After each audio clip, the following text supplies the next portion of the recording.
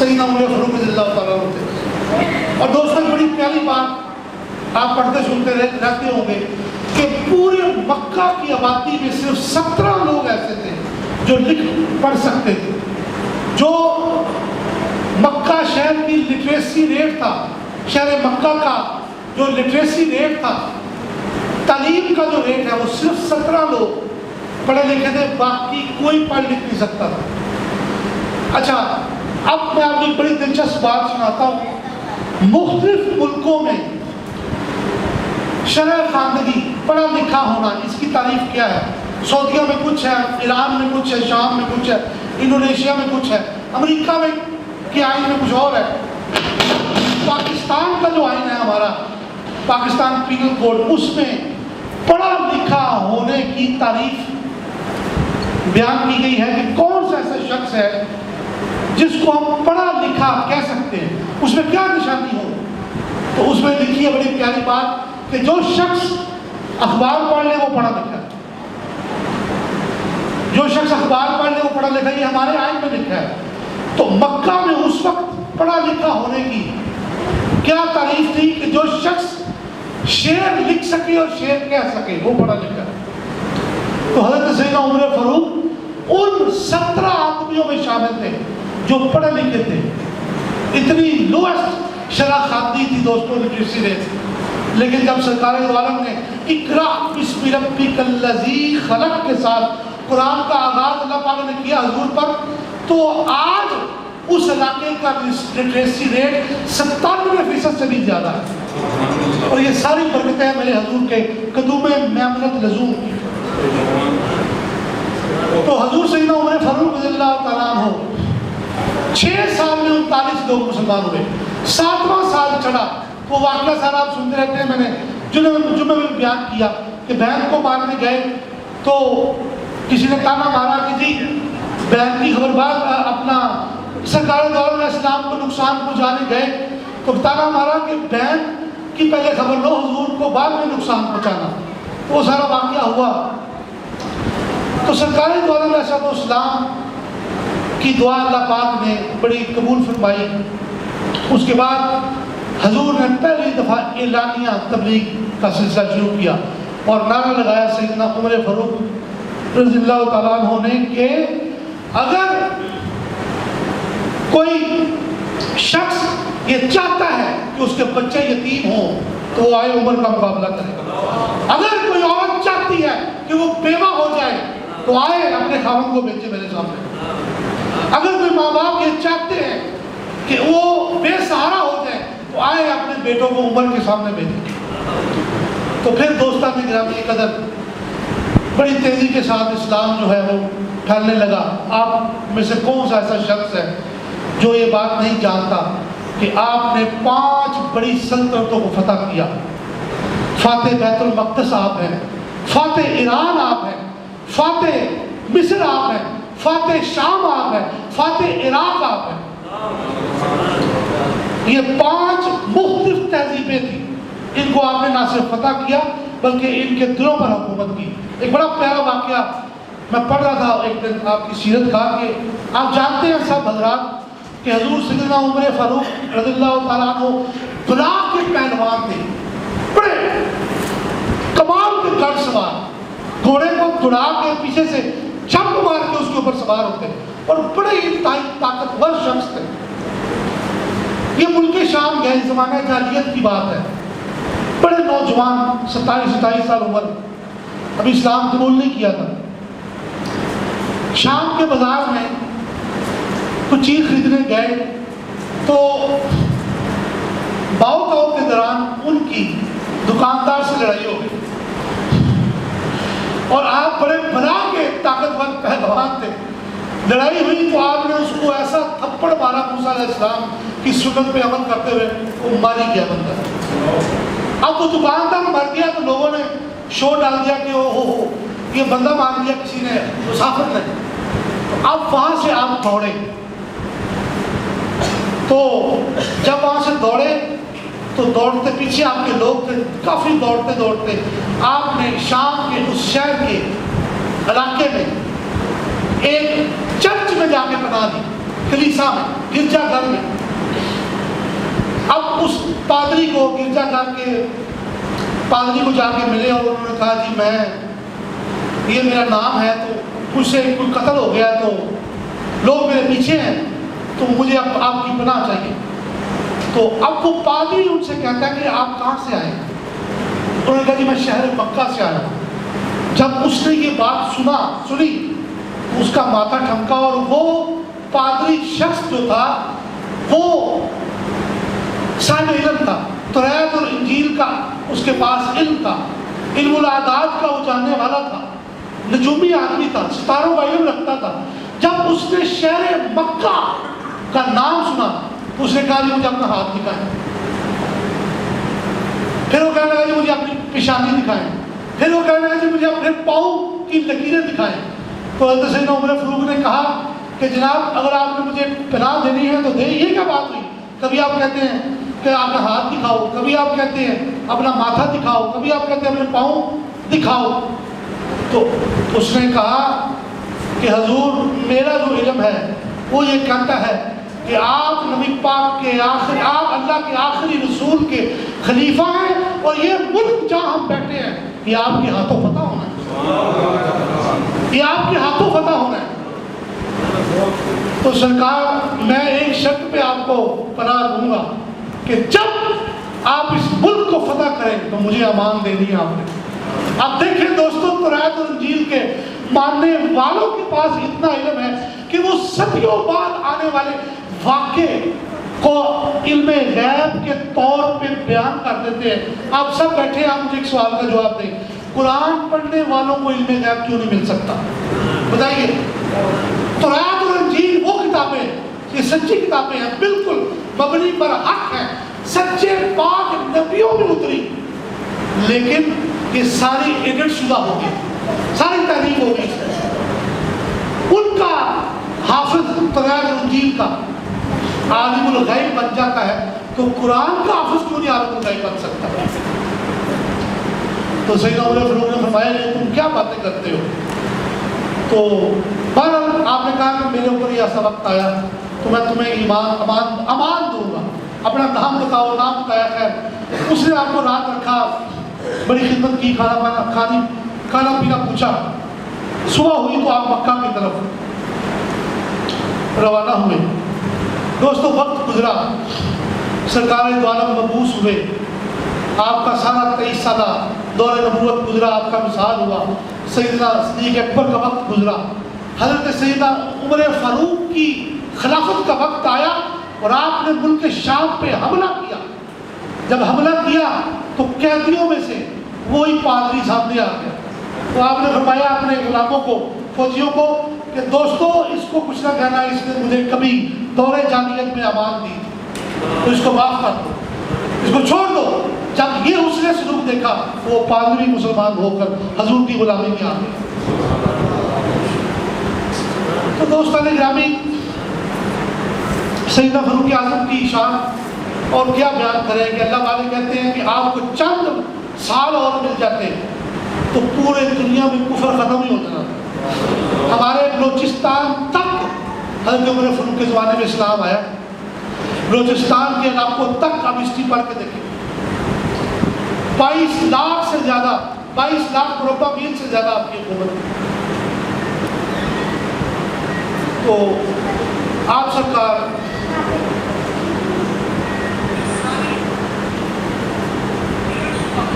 کی شان کے لاکھوں واقعات ہیں، لیکن ایک واقعہ ضرور میں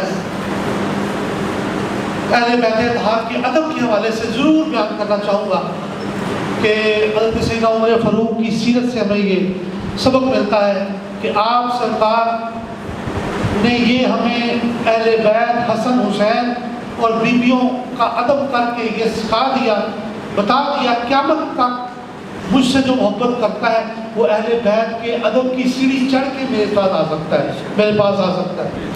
اگر تم میں سے کسی نے اہل بیت کی بے ادبی گستاخی کرنی ہے تو پھر اس کو عمر کی محبت بھی کوئی فائدہ نہیں دے سکتی. اور اگر کسی نے اہل بیت کی محبت تو کرنی ہے لیکن حضرت عمر فاروق کو نعوذ باللہ برا بھلا کہنا ہے تمہیں اہل بیت کی محبت تمہیں قبر میں عذاب سے نہیں بچا سکتی. یہ دونوں چیزیں جو ہیں وہ برابر اور سملر چلتی ہیں. اہل سنت کا بیڑا پار اصحاب حضور نجم ہے اور نو ہے عترت رسول اللہ کی. امام اہل سنت اعلیٰ حضرت امام احمد رضا خان دہلوی نے لکھا ہے کہ اہل سنت کا تو بیڑا ہی پار ہے. کیا کہ وہ حضور کے اہل بیت کی محبت کی کشتی میں بیٹھے ہوئے ہیں اور نبی پاک کے صحابہ جن کو حضور نے ستارے کا ان سے رہنمائی لیتے ہیں پھر سفر مکمل ہو جائے. کشتی سے اتر جائیں پھر بھی گئے. تو اگر ستاروں سے کا علم چھوڑ دیں, وہ نیویگیشن کا کام کرتے تھے نا پرانے زمانے میں, ستاروں کو دیکھنا بھی چھوڑ دیں, کشتی میں بیٹھے رہیں, تو پار تو شاید اتر ہی جائیں لیکن کسی غلط ساحل پہ جا کے اتر جائیں. بات سمجھ آئی دوستوں کو نہیں؟ سنیں, آپ نے ایران پہ حملہ کیا اور ایران کا اس وقت بادشاہ تھا, اس کا نام تھا یزدگرد. یزدگرد, اب یزد کہتے ہیں فارسی زبان میں پکڑنے کو, اور گرد کسے کہتے ہیں؟ مٹی کو. اس کا ایک لقب تھا یزدگرد, مٹی کو پکڑنے والا. اچھا, اب سرکار دو عالم صلی اللہ علیہ وسلم کے اس پیارے غلام اور خلیفہ رسول, خلیفہ مسلمین سیدنا عمر فاروق نے جب ان کو حملہ کیا تو ان کی خواتین بھی قیدی بن کے آئیں. ان میں سے ایک بیٹی اس کی بادشاہ, ان کا نام تھا حضرت بی بی شاہ زنا, اور شاہ زنا کا مطلب ہوتا ہے عورتوں کی سردار. وہ آئی تو سارے دوست جو مدینہ طیبہ میں دیر لگ گیا مال غنیمت کا, کیونکہ وہ ایران سپر پاور تھا, اس وقت فارس بہت بڑی کامیابی تھی. تو حضرت شاہ کا بیٹا ہوں, عمر فاروق کا بیٹا ہوں. تو حضور سیدنا عمر فاروق نے جب پتہ چلا کہ میرے بیٹے کی یہ خواہش ہے تو آپ نے فرمایا نہیں, وہ بادشاہ کی بیٹی ہے, شہزادی ہے, وہ شہزادے کی گھر جائے. شہزادے تم نہیں ہو, حالانکہ وہ شہزادے تھے, بادشاہ کے بیٹے تھے. شہزادے تم نہیں ہو, شہزادے حسن اور حسین. نبی پاک کے یہ دو بیٹے ہی شہزادے ہیں. حسن کی شادی ہو چکی تھی, حسین کی بھی شادی نہیں ہوئی تھی رضی اللہ تعالیٰ عنہ. تو آپ نے وہ بی بی کا نکاح خود حضرت سیدنا عمر فاروق نے خود امام حسین پاک کے ساتھ پڑھایا, اور مولا علی شیر خدا نے ان کا نام شاہ زنا سے بدل کر شہر بانو رکھا. اب یہ حسینی جتنے بھی صدات ہیں یہ انہی کی بطن میں سے ہوئے, انہی کے بطن میں سے ہوئے. تو حاضرین محترم, حضرت عبداللہ نے اعتراض کیا کہ سرکار آپ نے مجھے 1000 درہم دیا ہے مال غنیمت میں سے, اسی ایران کی مال غنیمت کی بات ہو رہی ہے. تو امام حسن حسین کو 1500 دیے ہیں دینار. تو میں حالانکہ ان سے بڑا ہوں, سینئر ہوں, عمر میں بڑے تھے وہ, تو آپ نے ان کو زیادہ کیوں دیے اور مجھے کم کیوں دیے؟ تو آپ کو جلال آیا. تو وہ تو باپ تھے, وہ بیٹا تھے, دونوں صحابی ہیں, عمر بھی صحابی ہیں, عبداللہ بھی صحابی ہیں. تو ہم ان کے بارے میں وہ الفاظ نہیں کہہ سکتے, وہ باپ بیٹا کی اپنی ایک معاملات ہے, اپنی شان ہے. لیکن انہوں نے بڑے سخت الفاظ کہے اپنے بیٹے کو, اور جملہ فرمایا کہ اے میرے بیٹے عبداللہ, تم اعتراض کرتے ہو حسن حسین کو زیادہ پیسے کیوں دیے؟ تو سنو, تمہارے باپ جیسا ان کے باپ جیسا تمہارا باپ ہے, یا ان کے نانا جیسا تمہارا نانا ہے, یا ان کے ماموں جیسا تمہارا ماموں ہے, یا ان کی ماں سیدہ فاطمہ جیسی کیا تمہاری ماں ہے؟ تو بڑی سختی سے انہوں نے ڈانٹا. اور دوستوں, آپ میں سے کون سا ایسا شخص ہے جس نے وہ واقعہ نہیں سنا کہ چھوٹے بچے تھے, کھیل رہے تھے, امام حسن حسین اور عبداللہ تھوڑے بڑے تھے, یہ دونوں شہزادے چھوٹے تھے.